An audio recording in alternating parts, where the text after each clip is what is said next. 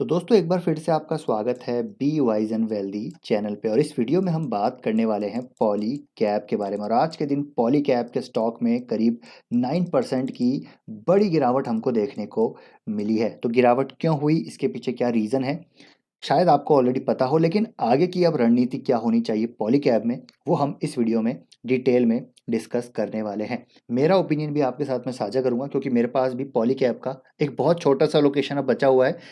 हालाँकि काफ़ी बड़ा लोकेशन था मेरे पास, करीब 7-8% का पहले, लेकिन इसको मैंने कट डाउन किया बिकॉज़ ऑफ वैल्यूएशन इश्यूज़, जैसा कि मैंने एक वीडियो में आपके साथ शेयर भी किया था। लेकिन अब मेन क्वेश्चन है आगे क्या, अब इस न्यूज़ के बाद इसको बाय करना है या फिर जितना बचा है बेच देना है या फिर होल्ड करना है? सारी चीज़ें डिस्कस करेंगे, डिफरेंट इनसाइट्स आपके साथ यहाँ पर मैं शेयर करने वाला हूँ। वीडियो के साथ बने रहिएगा, काफ़ी इंटरेस्टिंग वीडियो होने वाला है। सबसे पहले बात करते हैं क्या आज के दिन न्यूज़ रही। तो आज के दिन एक बड़ी खबर आई टैक्स इवेजन को लेकर पॉलीकैब में। जी हाँ, तो और पॉलीकैब का स्टॉक 8-9% गिर गया इस न्यूज़ के बाद।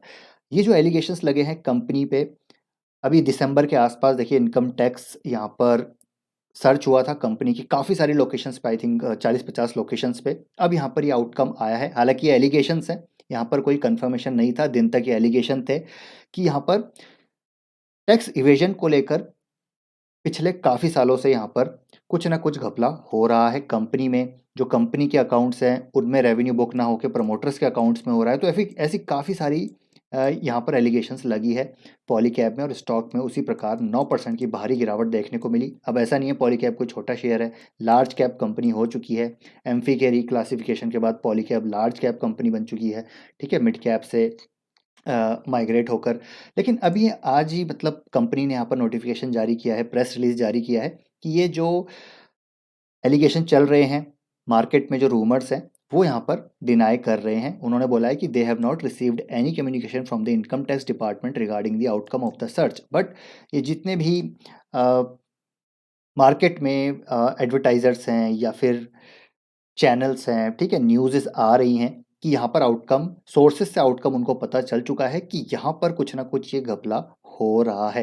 अब कंपनी के पास ऐसा कुछ आया नहीं है, तो कंपनी ने यहाँ पर इसको रिफ्यूज़ किया है, डिनाई किया है इन रूमर्स को टैक्स इवेजन को लेकर। अब कहीं ना कहीं देखिए, अगर ये न्यूज़ सही होती है, अगर आउटकम इनकम टैक्स की तरफ से आता है, कॉर्पोरेट गवर्नेंस का एक बहुत बड़ा इशू ये हो सकता है। और जब कॉर्पोरेट गवर्नेंस की बात आती है तो फिर भाई बहुत पिटाई होती है स्टॉक की, और ऊपर से वैल्यूएशन भी इसके काफ़ी हाई हैं। तो उस हिसाब से यहाँ पर और सेलिंग आ सकती है। एफआईएस काफ़ी बड़े यहाँ पर तादाद में निवेशित हैं, उनकी तरफ से सेलिंग आ सकती है। तो एक पैनिक सेलिंग यहाँ पर क्रिएट हो सकती है। हालांकि एक यहाँ पर डेफिनेटली एक थोड़ा सा रिलैक्सेशन है कि कंपनी की तरफ से ये स्टेटमेंट आ चुका है। बाकी देखिए थोड़ा सा लंबा प्रोसेस होता है। इनकम टैक्स यहाँ पर अपनी रिपोर्ट को आगे भेजेगी, 2-3 महीने का ये प्रोसेस होता है, उसके बाद यहाँ पर सारी चीज़ें क्लियर होंगी।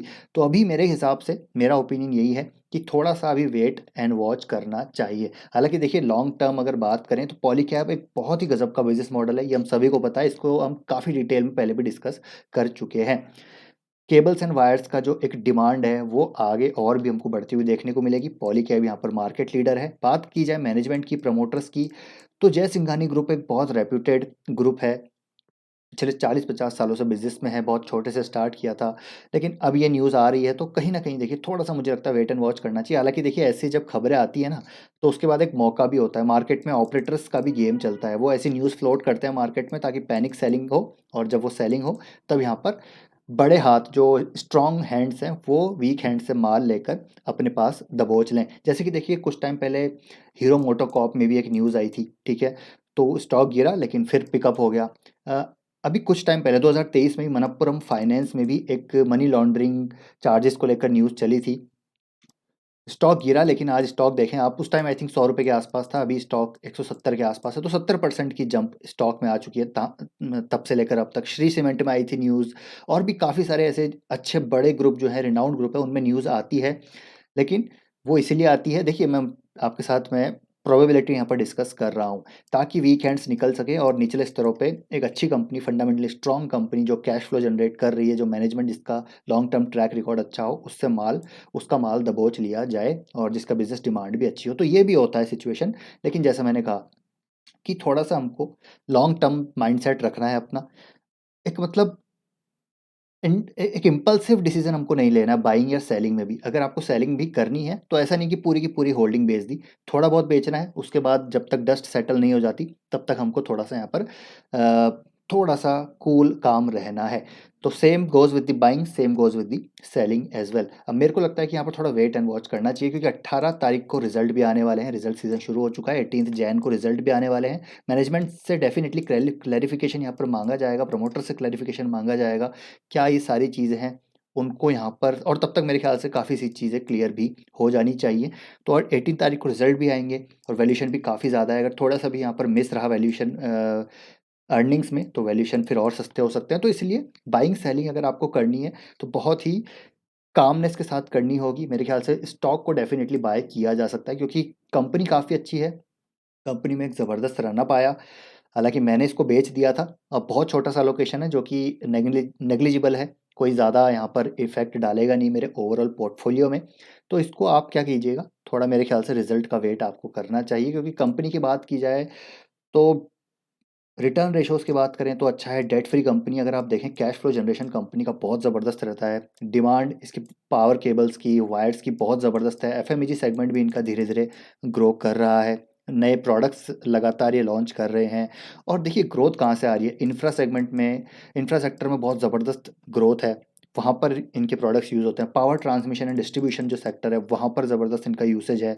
रियल एस्टेट, रेजिडेंशियल, कमर्शियल, हर जगह यहाँ पर डिमांड है। इवन रिन्यूएबल सेक्टर में काफ़ी बड़ी डिमांड है स्पेशलाइज्ड केबल्स की। ईवी में यहाँ पर चार्जिंग केबल्स की डिमांड है। स्पेशल पर्पस केबल जो हैं वहाँ आप देखेंगे डिफेंस में उसकी काफ़ी डिमांड है। तो पॉलीकैब इंडिया एक बहुत अच्छी कंपनी है, बहुत शानदार कंपनी है और आगे की ग्रोथ भी नज़र आती है। तो मेरे ख्याल से ये स्टॉक कहीं न कहीं अब बाइंग रेंज में आता हुआ देखने को मिलेगा। थोड़ा वेट अगर कर सकते हैं तो मेरे ख्याल से इसका वेट कीजिए 18 तारीख का।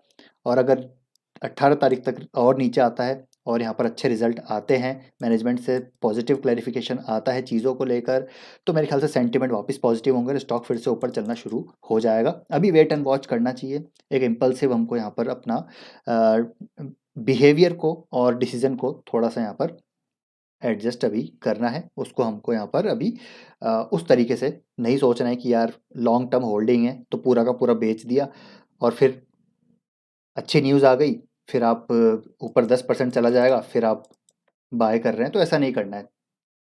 सेलिंग में भी आपको स्टैगर्ड वे में सेलिंग करनी है, बाइंग में भी स्टैगर्ड वे में बाइंग करनी है। बस ये बात आपको ध्यान रखनी है। बाकी कंपनी अच्छी है, जिसको बाय करना है, कुछ एक स्टॉक्स यहाँ पर बाय करके ट्रैकिंग पोजीशन जिन्होंने अभी तक नहीं ले वो ले सकते हैं और इसको ट्रैक कीजिए कंपनी को।